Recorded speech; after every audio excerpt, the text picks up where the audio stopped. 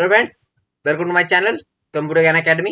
मेरा नाम राघव है और आज हमारे कंप्यूटर बेसिक कोर्स का डे 57 है, जिसमें कि हम अपने एमएस पावर पॉइंट का रिव्यू टैब देखने वाले हैं।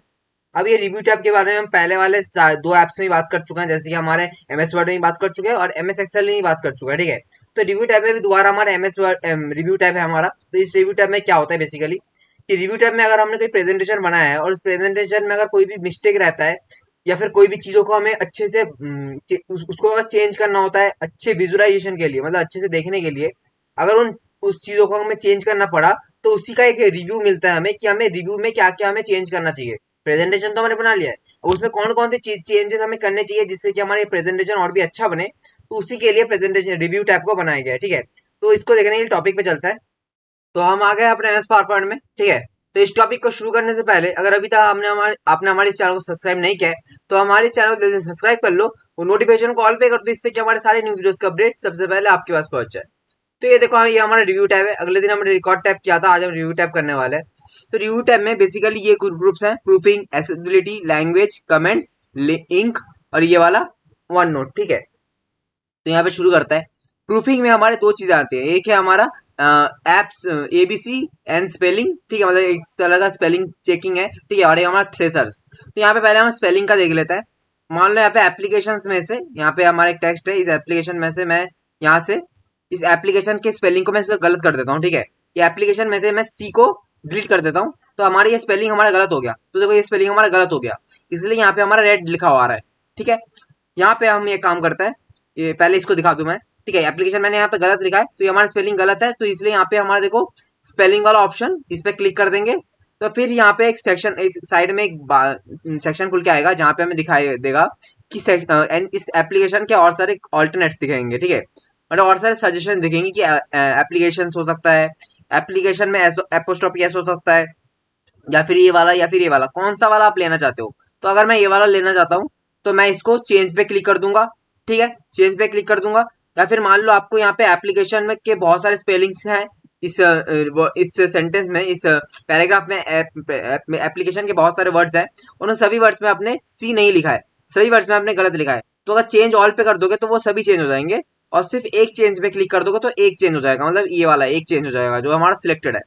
ठीक है, अब यहाँ पे अगला है हमारा ये वाला इग्नोर वंस। इग्नोर वंस का मतलब क्या है, मान लो इग्नोर वंस का मैंने ये, चलो मैं बाद में बताता हूँ, पहले मैं ये बता देता हूँ कि चेंज कैसे करना है और चेंज ऑल कैसे करना है। चेंज से एक ही चेंज होगा, और चेंज ऑल मतलब यहाँ पे अगर और भी कई सारे एप्लीकेशन लिखे होंगे जिसपे मैंने सी नहीं लिखा है तो वो हमारा चेंज, सारे चेंज हो जाएंगे एक साथ। ठीक है, तो मैं यहाँ पे इस ये वाला चेंज करना चाहता हूँ, ये वाला एप्लीकेशन, ये फर्स्ट वाला ऑप्शन, तो इसको मैंने सिलेक्ट कर रखा है और फिर मैं चेंज पे क्लिक करता हूँ तो ये हमारा चेंज होगा, हो गया ना।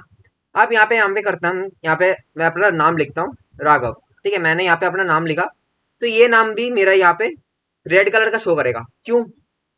क्योंकि मेरा नाम सही है लेकिन वो सिस्टम में नहीं है। मेरा नाम सही है लेकिन ये हमारा इंडियन नेम है ना, तो ये हमारा सिस्टम में वैलिड नहीं करता, तो वैलिड न करने की वजह से ये हमारा रेड मार्क आ रहा है।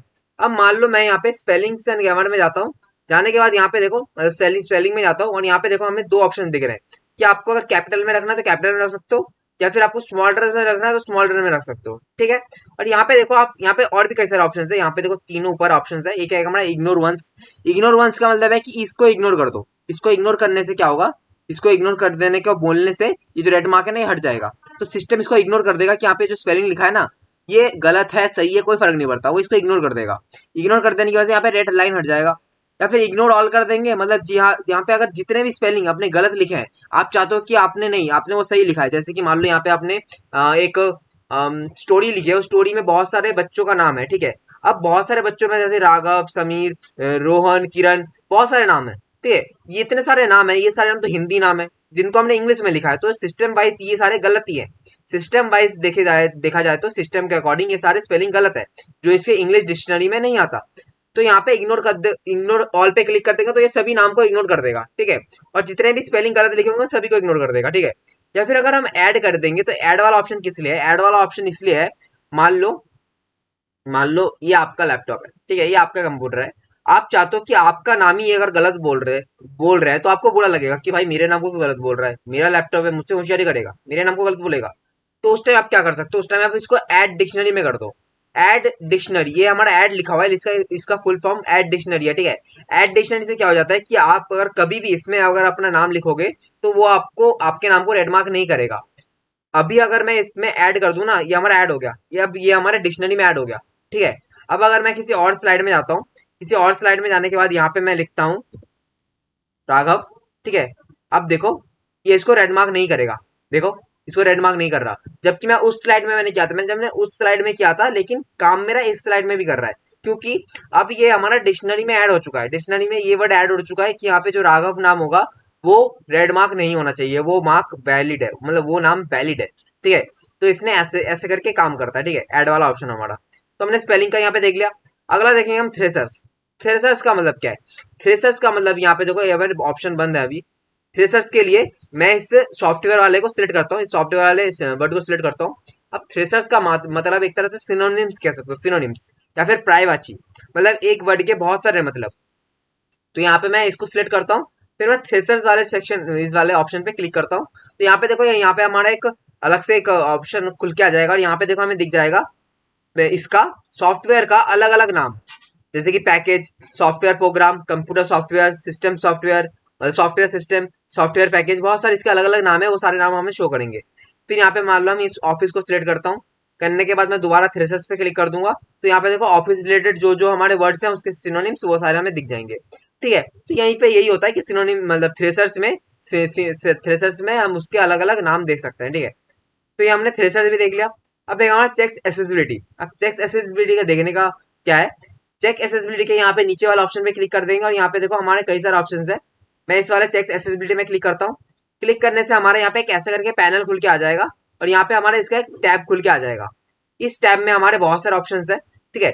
इसको भी इग्नोर करो, कि यहाँ पे जो जो है ना वो काफी मुश्किल नहीं है। देखो यहाँ पे आप कलर चेंज कर सकते हो, अपने फॉन्ट का कलर चेंज कर सकते हो, हाईलाइट कर सकते हो, शेप फिल कर सकते हो, या फिर शेप फिल या शेप का आउटलाइन लगा सकते हो। ये वाला inspect without colour, inspect without colour मतलब जो भी कलर आपने यहाँ पे लगाए होंगे वो ब्लैक एंड व्हाइट दिखेगा। जैसे कि मैं इस पे क्लिक करता हूँ, तो देखो यहाँ पे जो भी कलर है ना वो सारे कलर हमारे ब्लैक एंड व्हाइट हो गया, ठीक है। इसको मैं बंद कर देता हूँ।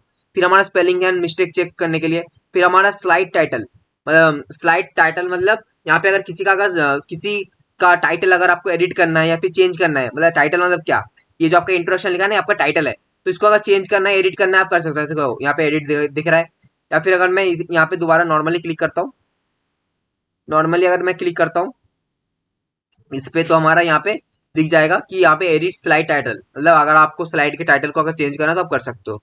फिर यहाँ पे है रीडिंग, मतलब रीडिंग ऑर्डर पेन, मतलब कि पहला वाला हमारा कौन सा आएगा, पहला हमारा इंट्रोडक्शन आएगा, फिर हमारा ये वाला आएगा, मतलब पहले हम इंट्रोडक्शन को पढ़ेंगे, फिर हम इस वाले टेक्स्ट को पढ़ेंगे। तो यहाँ पे यही लिखा हुआ है, मतलब रीडिंग ऑर्डर पेन, मतलब यहाँ पे देखो पहले हमारा ये दिख रहा है और फिर हमारा ये वाला दिख रहा है, तो यही है।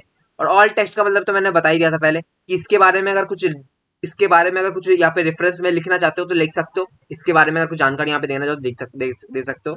तो यहाँ पे देखो ये सब हमारा इंपॉर्टेंट नहीं है ज्यादा कुछ, लेकिन चेक एसेसिबिलिटी में हमारा मेन काम कुछ और ही था। चेक एसेसिबिलिटी में क्लिक कर देंगे तो हमारा देखो एक ऐसा करके सेक्शन खुल के आएगा। यहाँ पे देखो सबसे ऊपर हमारा देखो क्या लिखा हुआ है, यहाँ पे देखो ये जो पूरा है ना, ये हमारा पूरी तरह से अभी हमारा परफेक्ट नहीं है। ये हमारे प्रेजेंटेशन बनाया है ना, हमें सही लग रहा है, लेकिन पूरी तरह से परफेक्ट नहीं है। तो यहाँ पे देखो पहले लिख रहा है 5 shapes can be marked as a decorative, review and approve them now। मतलब यहाँ पे बोल रहा है कि आपने यहाँ पे 5 शेप्स ले रखे हैं जिसको कि आप और ज्यादा डेकोरेटिव करो और उसको अप्रूव करो, ठीक है। तो यहाँ पे रिव्यू में हम क्लिक कर देंगे तो ये अप्रूव हो जाएगा। मतलब जो 5 शेप बने हुए हैं ना, दिखा दूंगा 5 शेप जो है ना, यहाँ पे हमारे कुछ 5 शेप बनाए हुए हैं इस स्लाइड्स में। इन सभी प्रेजेंटेशन में मेरे 5 स्लाइड है, मतलब सॉरी 5 शेप है, 5 शेप है। और उन शेप को आप डेकोरेटिव बनाओ और उसको डेकोरेटिव करने के लिए रिव्यू वाले पे क्लिक कर दो, तो हम ये मान लेंगे कि आपने मेरी इस बात को आपने अप्रूव किया। तो हम रिव्यू पे क्लिक कर देंगे, तो देखो हमारे यहाँ पे आ गया।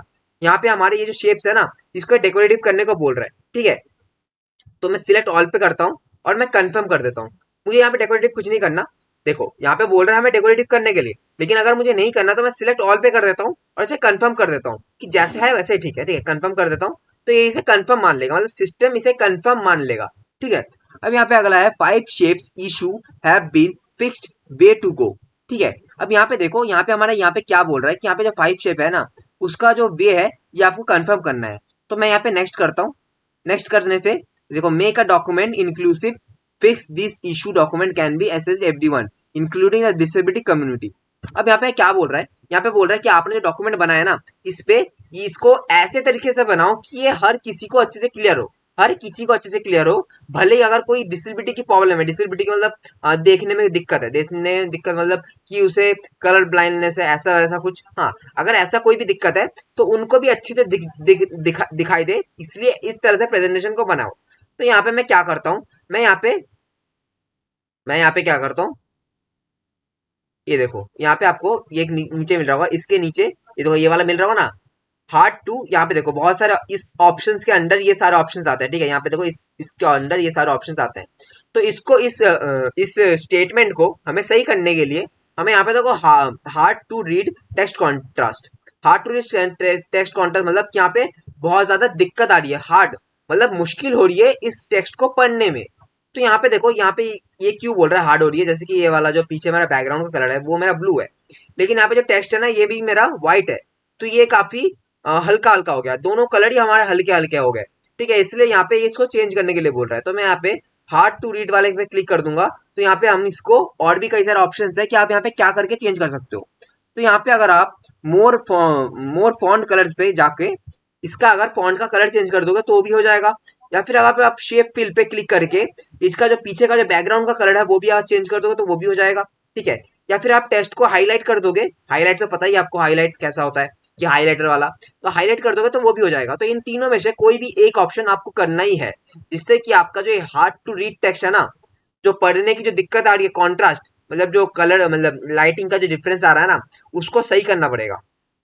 तो यहाँ पे हम मोर फॉन्ट कलर पे क्लिक कर देंगे, तो यहाँ पे मैं ब्लैक कर देता हूँ, ठीक है। तो ये हमारा सही हो गया। तो देखो यहाँ पे 6 में से हमारे 5 अभी गलत है और एक सही हो गया, ठीक है। तो मैं इस वाले पे जाता हूँ, फिर यहाँ पे मोर फॉन्ट्स एंड कलर पे जाता हूँ और फिर इस वाले को ब्लैक कर देता हूँ, फिर नेक्स्ट पे चला गया, फिर इस वाले को ब्लैक कर देता हूँ, फिर नेक्स्ट में चला गया, फिर इस वाले को मैं ब्लैक कर देता हूँ, ठीक है। हर किसी को ब्लैक कर दो, फिर यहाँ पे जाओ इसको हर किसी ब्लैक कर दो, जिससे कि आपको, जिससे कि जो जिसको दिखाई देगा उसको अच्छे से दिखाई दे। तो ये देखो hard to reach text contrast ये हमारा टिक हो गया, टिक मतलब ये हमारा सही हो गया। जो गलती हमें हमें समझ नहीं आ रही थी वो सिस्टम ने हमें बता दिया, एक्सेसिबिलिटी ने हमें बता दिया कि इन चीजों को आपको सही करना चाहिए। अब यहाँ पे देखो आपका क्या दिख रहा है, आपका टेक्स्ट चेंज हो गया, आपका जो ऊपर स्टेटमेंट था ना, जो आपको कमांड दिया गया था वो आपका चेंज हो गया। वो बोल रहा है कीप गोइंग मतलब चल सकता है, चल सकता है, नॉर्मल है, चल सकता है। Fix the remaining issue in the document to make is accessibly to everyone. अब यहाँ पे बोल रहा है फिक्स द रिमेनिंग इशू, अब जो बाकी के जो दिक्कतें हैं उनको सही करो, जिससे कि ये हर किसी को समझने में देखने में आसानी हो।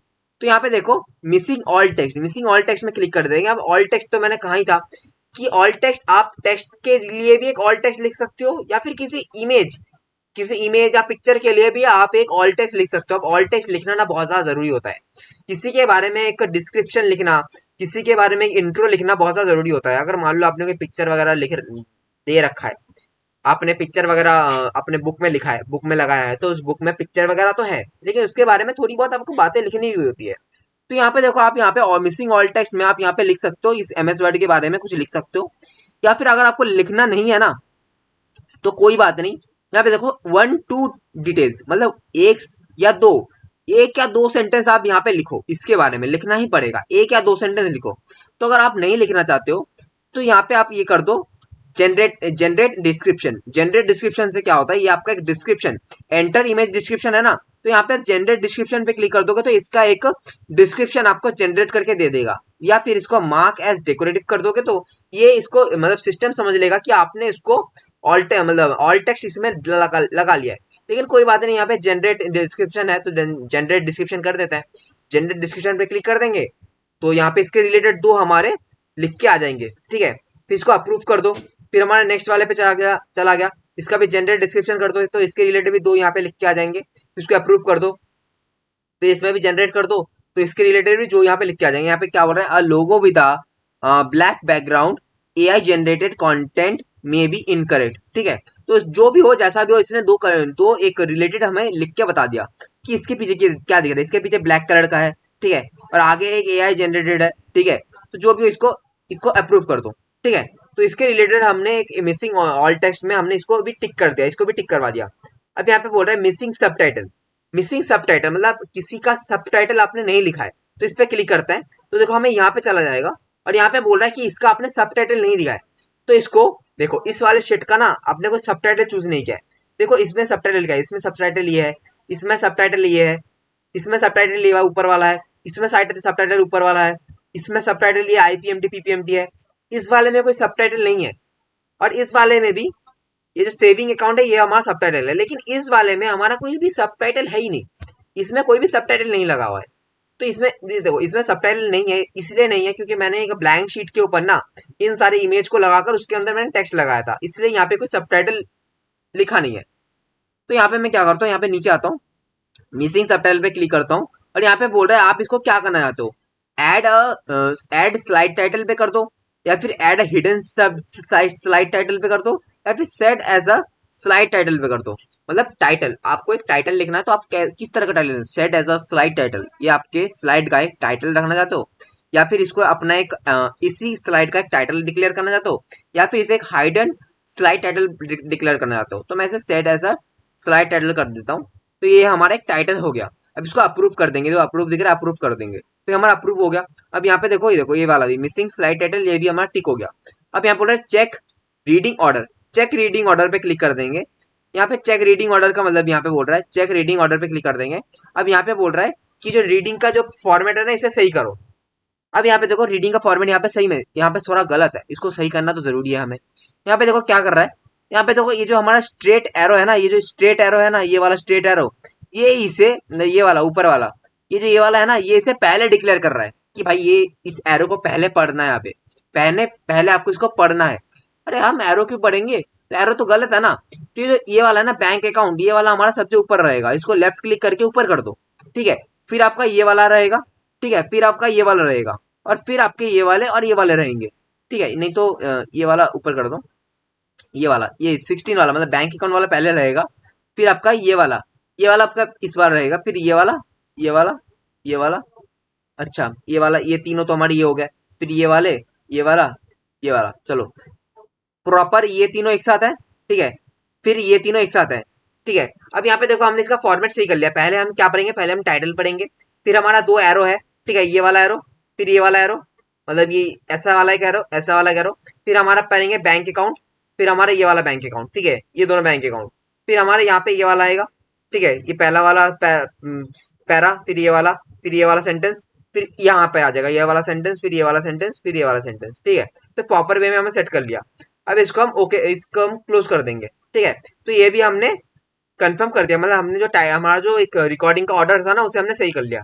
तो अब यहाँ पे देखो क्या बोल रहा है, लुक्स गुड, अब ये अच्छा दिख रहा है, नो इशू फाउंड, अब ये आपका अच्छा दिख रहा है और यहाँ पे कोई भी तरह का कोई भी इशू आपको यहाँ पे नहीं है। तो हो गया ना, एसेसिबिलिटी का यही मतलब है। एसेसिबिलिटी में अगर आपके कोई भी चीजें फॉर्मेट में नहीं है, या फिर कुछ गलत है, या फिर उसको इस तरह से करोगे तो वो आपका और भी अच्छा दिखेगा, इसलिए इस एसेसिबिलिटी असिस्टेंट को बनाया गया है। Look goods no issue found, यहाँ पे अब हमारा सही दिख रहा है और इसमें कोई भी दिक्कत हमारी नहीं है। अब इसको कट कर देते हैं। अब यहाँ पे देखो, हम यहाँ पे जाते हैं दोबारा रिव्यू में, एक्सेसिबिलिटी में नीचे देखो ऑल टेक्स्ट मैंने दिखा दिया था, रीडिंग ऑर्डर पेन मैंने दिखा दिया था, देखिए दिखा दिया था मैंने, रीडिंग ऑर्डर पेन का मतलब ये वाला ऑप्शन है, ठीक है, दिखा दिया था मैंने। फिर यहाँ पे हम जाते हैं रिव्यू टैब में, फिर हमारे यहाँ पे है ऑप्शन एसेसिबिलिटी, ऑप्शन एसेसिबिलिटी में हमारा सेटिंग्स खोल के आ जाता है, तो इस पे कुछ नहीं करना आपको, इस पे कुछ नहीं करना। फिर यहाँ पे अगला है हमारा एसेसिबिलिटी हेल्प, अगर एसेसिबिलिटी में कुछ भी दिक्कत आ रही है तो आप हेल्प करने के लिए कॉन्टेक्ट कर सकते हो माइक्रोसॉफ्ट ऑफिस से, तो कोई बात नहीं। अब यहाँ पे अगला है हमारा ट्रांसलेट। अब ट्रांसलेट देखने के लिए मान लो मैं इस वाले पे जाता हूँ, यहाँ पे मैं ट्रांसलेट करना चाहता हूँ, मैं इस वाले ऑप्शन मतलब यहाँ पे इस इस पूरे टेक्स्ट को मैं सेलेक्ट करता हूँ, करने के बाद मैं ट्रांसलेट पे क्लिक करता हूँ। अब यहाँ पे देखो पहला वाला हमारा क्या है, पहला वाला हमारा इंग्लिश है, ठीक है। इंग्लिश से आप किस में ट्रांसलेट करना है, तो मैं यहाँ पे क्लिक करके आप हिंदी चूज कर लो। हिंदी यहाँ पे कहाँ पे, हिंदी नीचे है शायद, आप यहाँ पे हिंदी चूज कर लो, तो आपका फिर ये हिंदी में शो करेगा। या फिर अगर किसी और लैंग्वेज में करना चाहते हो, किसी और लैंग्वेज में भी कर सकते हो, ठीक है। तो मैं इसको यहाँ पे हिंदी में कर देता हूँ, ठीक है, हिंदी में कर दिया। अब अगर मैं इसको इंसर्ट करूंगा ना, इंसर्ट, तो ये हमारा इंसर्ट हो जाएगा, देखो ये हमारा इंसर्ट हो गया, ठीक है। हमने इसको हिंदी में ट्रांसलेट किया, फिर हमने आपको इसको हमने इंसर्ट कर लिया, तो ये हमारा इंसर्ट हो गया। अब इसको मैं कट कर देता हूँ। तो ऐसे करके आप अगर कुछ भी लैंग्वेज में लिखते हो, फिर चाहते हो कि वो आपका हिंदी में या फिर किसी और लैंग्वेज में आपका ट्रांसलेट हो जाए, तो आप ट्रांसलेट कर सकते हो। अगला है हमारा लैंग्वेज। अब यहाँ पे लैंग्वेज ये वाला दिख रहा है, ये इसका मतलब क्या है। अब यहाँ पे देखो, यहाँ पे इसको मैं यहाँ पे नॉर्मल कर देता हूँ, मतलब कंट्रोल प्लस जेड करके मैंने बैक कर लिया। अब यहाँ पे देखो, मैं अगर इस राघव वाले इसको सिलेक्ट करता हूँ, ठीक है, मैं मान लो ये राघव वाला नहीं, यहाँ पे मैं मान लो इस लाइक वाले को डिलीट करता हूँ, तो यहाँ पे जो LIK लिखा हुआ है ना, इसको मैं सिलेक्ट करता हूँ। सिलेक्ट किया, ये हमारा स्पेलिंग गलत है, ठीक है, इसको रेड मार्क दिखा रहा है, ये हमारा स्पेलिंग गलत है, तो मैं इस वाले को सिलेक्ट करता हूँ। करने के बाद मैं स्पेलिंग्स एंड ग्रामर में आता हूँ, तो इसके रिलेटेड जो जो हमारे ऑप्शन है ना वो हमें दिखेंगे, इसके रिलेटेड जो जो हमारे ऑप्शन है ना वो हमें दिखेंगे यहाँ पर, ठीक है। लेकिन यहाँ पे इसमें हमें कौन से वाले में दिख रहा है, यहाँ पे हमें दिख रहा है English United state. English United state के अकॉर्डिंग इसके जो और भी तो कई सारे सजेशंस हो सकते हैं वो हमें यहाँ पे शो कर रहा है कि आपको लाइक करना है, ILK करना है, या लिक करना है, या लिंक करना है, तो इसके यूनाइटेड स्टेट के रिलेटेड हमें शो कर रहा है, ठीक है। या फिर अगर मान लो आप यहाँ से जाओ तो यहाँ पे आप अपने किसी अलग एक कंट्री के हिसाब से आप उसका सेट कर सकते हो, यहाँ से एक ऑप्शन है। लेकिन अगर आप यहाँ पे डायरेक्ट यहाँ पे जाते हो, यहाँ पे आप ट्रांस लैंग्वेज पे क्लिक करते हो, और यहाँ पे सेट प्रूफिंग लैंग्वेज, मतलब जो प्रूफिंग का जो लैंग्वेज हो ना वो आप चेंज कर दोगे, तो यहाँ पे इसको क्लिक करो, और यहाँ पे देखो इंग्लिश यूनाइटेड स्टेट लिखा हुआ है ना, इंग्लिश यूनाइटेड स्टेट, इसको यहाँ से जाकर यहाँ से आप किसी और लैंग्वेज में कर दो, जैसे कि English United English United Ireland English United Ireland कर दो। फिर आप ओके पे क्लिक कर दो, कर दिया आपने, कर दिया ना। फिर आप इस पे स्पेलिंग एंड इस पे क्लिक कर दो, तो यहाँ पे देखो हमें क्या दिख रहा है, ये हमारा कब हुआ, अच्छा नहीं यहाँ पे था ना, यहाँ पे था, तो यहाँ पे देखो इसमें हम स्पेलिंग एंड ग्रामर पे चेक करेंगे, तो यहाँ पे भी हमें वही सब चीजें दिखेंगी, यहाँ पे हमें कुछ अलग नहीं दिखने को मिल रहा है। अब मैं बताता हूँ क्यों। यहाँ पे देखो, यहाँ पे आप लैंग्वेज में जाओ, सेट प्रूफिंग लैंग्वेज में जाओ, और यहाँ पे देखो आपके नीचे यहाँ पे क्या लिखा हुआ है, the speller automatically use dictionaries to the select language if available। मतलब आपने अगर किसी और लैंग्वेज में अपना सेट प्रूफिंग कर रखा है, और अगर उस लैंग्वेज में जो वर्ड आपने सिलेक्ट किया है वो अगर उनके लैंग्वेज में नहीं आता, उनके डिक्शनरी में नहीं आता, तो उसके कोई भी सजेशन हमें यहाँ पे नहीं शो करेंगे। क्लियर? देखो यहाँ पे फिर से बता देता हूँ, यहाँ पे मैंने अपना एक कंट्री मैंने चेंज कर दिया था, किसी और लैंग्वेज में मैंने प्रूफिंग करने को बोल दिया था, टिक किया था मैंने, आपने भी देखा था, ओके किया था मैंने, आपने भी देखा था। लेकिन फिर जब मैंने उस लाइक LIK को जब मैंने प्रूफिंग पे डाला, तो वहां पे इंडियन वाले ही आए, मतलब जो हमारे यूनाइटेड स्टेट्स हैं वही वाले आए। अब वही वाले क्यों आए? इसलिए आए क्योंकि इसलिए आए क्योंकि हमारे जिस दिस स्टेट को जिस कंट्री को मैंने सिलेक्ट किया था, जिसके मैंने लैंग्वेज को सिलेक्ट किया था, उसके लैंग्वेज में वो वर्ड आता ही नहीं है, उसके लैंग्वेज में वो वर्ड आता ही नहीं है, और वो वर्ड नहीं आने की वजह से वो सिस्टम में डिटेक्ट ही नहीं किया, इसलिए वहां पे कुछ हमें यूनाइटेड वाले ही दिख रहे थे, ठीक है। तो ओके पे क्लिक कर देते हैं। अब यहाँ पे हम इसको सेट कर ठीक कर लेते हैं, इसको हम कर देते हैं लाइक, ठीक है, चेंज कर देते हैं, ठीक है, चेंज हो गया। और इसका वाला चेंज कर देते हैं, चलो ये भी ठीक हो गया। अब यहाँ पे आता है, यहाँ पे हमारा add new comments. New comments का मतलब क्या है? न्यू कमेंट्स का मतलब है, जैसे कि मैं इस पहले वाले यहाँ पे जाता हूँ, और यहाँ पे इसको इंट्रोडक्शन को सिलेक्ट करता हूँ, इंट्रोडक्शन को सिलेक्ट करता हूँ। करने के बाद में यहाँ पे मैं करता हूँ न्यू कमेंट, न्यू कमेंट पे क्लिक करता हूँ।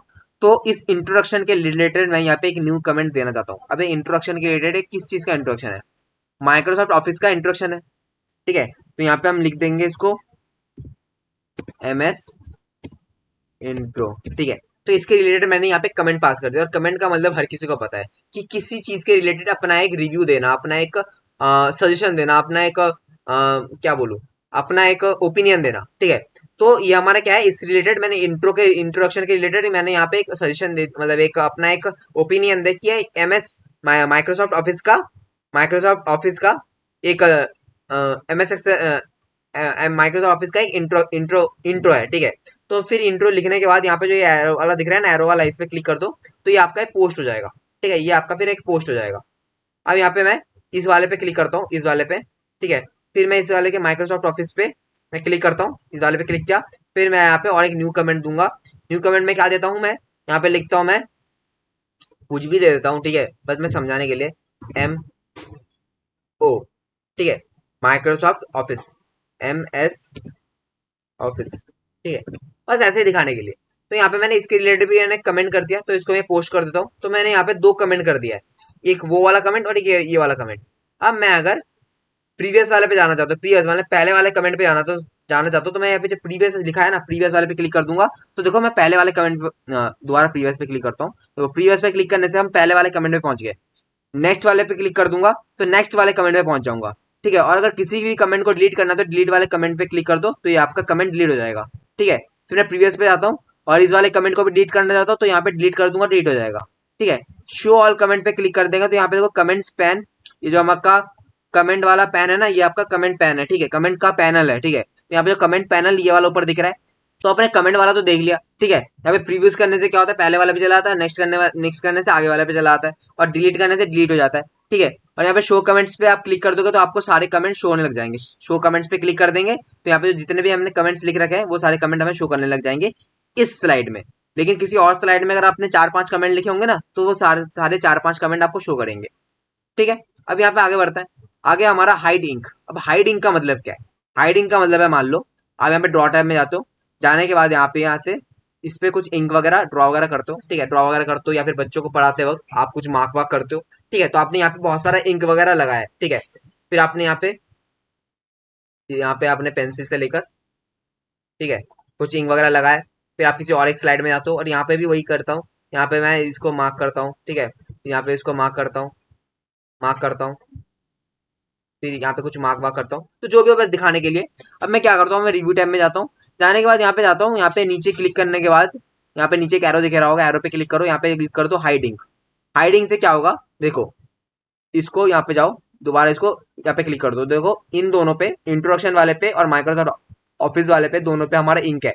ये हमारा इंक है ना हमारा।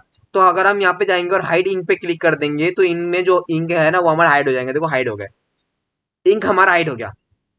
इसको दोबारा क्लिक करो तो हमारा इंक आ जाएगा। ठीक है, यहाँ पे हमारा और एक है delete all ink on slide. Delete all ink मतलब ऑन स्लाइड का मतलब है कि हमारा जो ये वाला स्लाइड है, इस स्लाइड में जो हमारे इंक है ना उनको डिलीट कर दो। तो मैं यहाँ कर दूंगा, डिलीट हो जाएगा। तो देखो यहाँ से हमने किया तो देखो इस वाले स्लाइड से डिलीट हो गया, लेकिन ऊपर वाले स्लाइड से हमारा डिलीट नहीं हुआ। तो मैं कंट्रोल प्लस जेड करके मैं दोबारा लेके आता हूँ और मैं फिर क्या करूंगा, यहाँ पे जाऊंगा delete all ink in presentation. Delete all ink presentation का मतलब है जितने भी हमारे स्लाइड्स हैं उन सभी पे जो प्रेजेंटेशन, मतलब जितने भी हमारे प्रेजेंटेशन में स्लाइड्स हैं उन सभी स्लाइड्स में से, और सभी स्लाइड्स को मिलाकर तो हमारा एक प्रेजेंटेशन बन रहा है ना, तो इन सभी प्रेजेंटेशन से जो हमारे इंक है ना वो हमारे डिलीट हो जाएंगे। तो मैं इस थर्ड वाले पे क्लिक करता हूँ, तो इससे थर्ड वाले पे क्लिक करने से जितने भी हमारे स्लाइड्स में हमारे इंक रहेंगे वो सारे डिलीट हो जाएंगे। ठीक है, अगला है हमारा वन नोट। अब ये वन नोट है ना, ये अलग एक सॉफ्टवेयर है माइक्रोसॉफ्ट ऑफिस का ही, ये अलग एक सॉफ्टवेयर है। इस पे हम नोट्स वगैरह लिख सकते हैं। नोट्स वगैरह मतलब आप अगर कुछ चीजें भूल जाते हो तो उनका आप उस पर लिख के रख सकते हो। अब नोट्स का मतलब तो हर किसी को पता है, लेकिन फिर भी मैं बता रहा हूँ कि देखो मान लो आप अगर जैसे कि फोन में भी नोट्स वगैरह होते हैं, फोन में भी एक नोट्स का एक ऐप होता है कि आपको अगर कुछ चीज नोट करके रखनी है बाद में जिससे कि आपको मिल जाए, तो वहां पे आप लिख के रख सकते हो। तो वैसे यहाँ पे एक नोट्स का लिंक नोट्स यहाँ पे लिखा हुआ है, तो लिंक नोट्स पे क्लिक कर देंगे तो ये भी देखो माइक्रोसॉफ्ट ऑफिस का एक है। तो यहाँ पे आप इसका एक नाम दे सकते हो कि इसका एक नाम लिख सकते हो जिस जिस नाम से आप इसको सेव करना चाहो। ठीक है, इसको फिर कट कर दो और यहाँ पे फिर आपने कुछ भी लिख सकते हो। ठीक है, नोट्स को ही लिख कर आप यहाँ पे रख सकते हो। तो मुझे नहीं रखना और ये ज्यादा जरूरत भी नहीं पड़ती। ठीक है, नॉर्मली इसको बस जान लो कि यहाँ पे नोट्स लिखने के लिए होता है। इसको कट कर दो, इसको भी कट कर दो। तो लिंक नोट से आप कोई भी नोट्स वगैरह लिख के रख सकते हो, अगर आप भूल जाते हो तो उसको लिख के पहले से रख सकते हो। ठीक है, और नोट्स में सिंपल नोट्स है, नोट्स में इतना समझने को नहीं है, तो वो एक अलग सॉफ्टवेयर है, उसके बारे में हम बाद में कहीं बात करेंगे किसी और वीडियो में। ठीक है, तो आज के वीडियो के लिए इतना ही था। ये ज्यादा मुश्किल नहीं है, काफी सिंपल है, लेकिन कुछ कुछ चीजें बहुत ज्यादा जरूरी है, जैसे कि स्पेलिंग, ट्रेसर्स, फिर चेक एसेसिबिलिटी, फिर हमारा ट्रांसलेट। ठीक है, फिर हमारा ये पहले के ये जो प्रूफिंग प्रूफिंग वाला ग्रुप है, फिर एसेसिबिलिटी वाला और ये लैंग्वेज वाला, यही हमारे इंपॉर्टेंट है, बाकी का कुछ ज्यादा इंपॉर्टेंट है नहीं। लेकिन फिर भी आप भी इसको एक बार प्रैक्टिस करना, अच्छे से समझना, और इसके रिलेटेड अगर कोई भी डाउट होता है तो आप मुझे कमेंट सेक्शन में पूछ सकते हो, मैं उसका रिप्लाई जरूर करूंगा। तो अगर आपको हमारे वीडियो अच्छा लगता है तो वीडियो को एक लाइक करना और हमारे चैनल को सब्सक्राइब करके नोटिफिकेशन कॉल पे कर देना, जिससे कि हमारे सारे न्यू वीडियोस का अपडेट सबसे पहले आपके पास पहुंच जाए। तो आज के वीडियो के लिए इतना ही। Thank you.